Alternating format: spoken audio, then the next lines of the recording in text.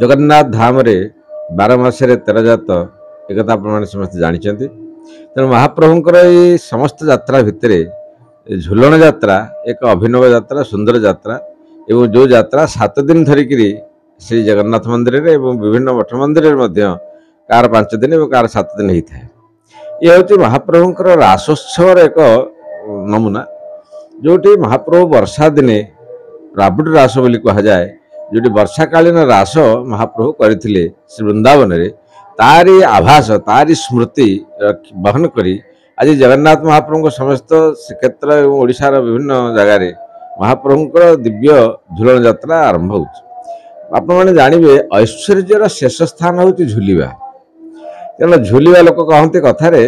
जे खाई पी खाली झुलुची तेणु झुलिवा हूँ गोटे ऐश्वर्यर शेष सीमा। तेणु महाप्रभु जेहेतु समग्र ऐश्वर्यवान पुरुष प्रभु तेणु सी राधाराणी सहित प्रभु जगन्नाथ श्री लक्ष्मी सहित मदनमोहन श्री श्रीदेवी सहित एवं श्री भगवान राम श्री सीता सहित विभिन्न कुंजरे लीला करें। तेणु ये जो 5 दिन 7 दिन धरिक लीला हुए तो विभिन्न प्रकार कुंज तैयारी कला भाया होता है जो कुंज बोली कह जाए से कुंज झुलन कुंज से विभिन्न प्रकार पशु विभिन्न प्रकार पक्षी विभिन्न प्रकार जरी जंबुरा सुंदर सुंदर कदम फूल ये सब तैयारी होकर अपूर्व सुंदर करा जाए जहाँ लोक मैंने ओडिशार विभिन्न जगार आसिक झुलन यात्रा देखी जा। तेणु ये आज कर्पूर उड़ी जाइए किंतु कना अच्छी अर्थात श्रीक्षेत्र जो एमार मठ दक्षिण पार्श मठ उत्तर पार्श मठ जियोरसा मठ बड़ बड़ मठ मानक विभिन्न प्रकार झुलन मास मास धरिक आगुरी तैयारी होता सी आज आ नहीं तथापि श्रीमंदिर नवलदास मठ पापड़िया मठ मणिनाथ मठ जगन्नाथ वल्लभ मठ जियोरसाई मठ ये मठ मानक अल्प बहुत चली। तेणु ये महाप्रभुंर जो झुलन ये झुलन विभिन्न प्रकार खाया पीया भी हुए एवं विभिन्न प्रकार भक्त मान सहित समस्त गोटे मिलन हुए एवं भगवान जगन्नाथ श्री सहित राधाकृष्ण सहित राम सीता सहित समस्त दर्शन एक अपूर्व आनंद प्रदान करने संगे संगे महान धर्म उत्पत्ति होता है। समस्त धर्म उपार्जन करते कारण ये दिन किसी काम नाम न था विशेष कम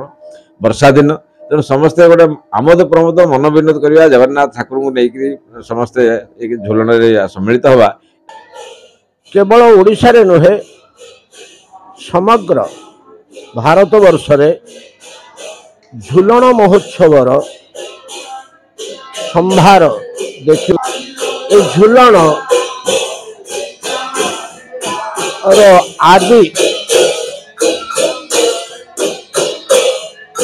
को निर्णय करने देखा मिले जो भगवान श्रीकृष्ण वृंदावन रे लीला करुथिले प्राय 5200 वर्ष तले सेतिक बेले एकदा गंधर्वगण अप्सरस गण स्वर्गवासी समूह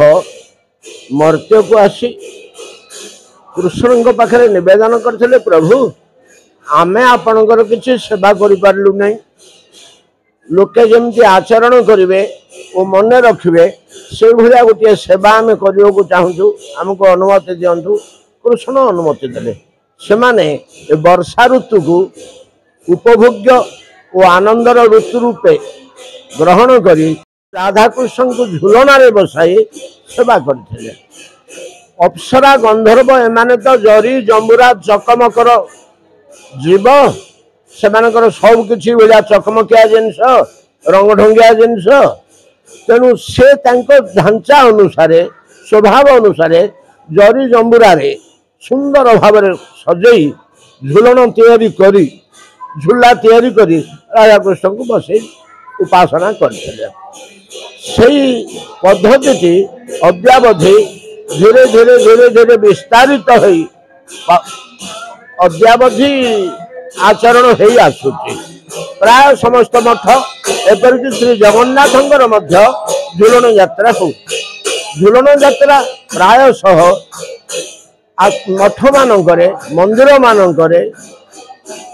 श्रावण शुक्ल एकादशी ठारू आरंभ करी श्रावण पूर्णिमा पर्यंत पालित होता है। किंतु आम जगन्नाथंकर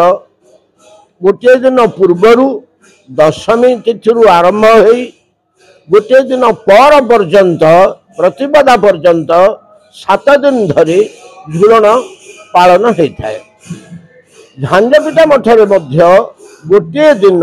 अधिका हो पालन हुए एकादशी आरंभ गोटे दिन केवल जगन्नाथंकर हुए कि झांझपीठा मठे आर दिन हुए तार तात्पर्य आम रही सेवा नीतिर तात्पर्य रही कहीं दिन अधिका हुए। ये झुलन यात्रा अत्यंत उपभोग्य एवं मनुष्यर मनरे आनंद और भगवत भक्ति भर्ती कर दिए। एणु यह सर्वत्र आउ सर्वदा पालन होगा उचित।